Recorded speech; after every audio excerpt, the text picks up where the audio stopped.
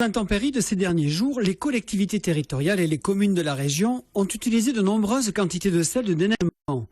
À Aigues-Mortes, dans le Gard, au Salin du Midi, depuis une semaine, un balai incessant de camions vient reconstituer les stocks de sécurité du Languedoc-Roussillon, de l'Aveyron, du sud du Massif central et même de la Creuse, au-dessus de Limoges. Nous avons des camions qui viennent sur le site. Nous avons une capacité d'à peu près 44 camions, ce qui représente à peu près 900 tonnes par jour sur ce site en termes de capacité. Même si le site des Salins d'Aigues-Mortes est moins dédié que son voisin au sel de déneigement, les Salins de Giraud dans les Bouches-du-Rhône, il en a fourni malgré tout l'année dernière 47 000 tonnes.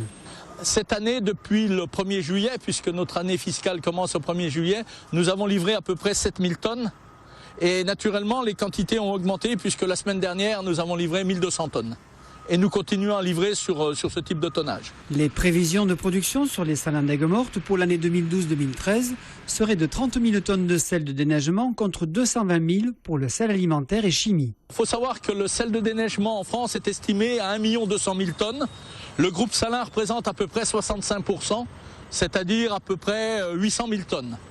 Et sur ce marché, notre site principal au niveau du Midi, c'est Salins de Giraud. Nous avons à peu près à Salins de Giraud 500 000 tonnes de sel en stock. Et nous livrons le sel par barge qui remonte le cours du Rhône.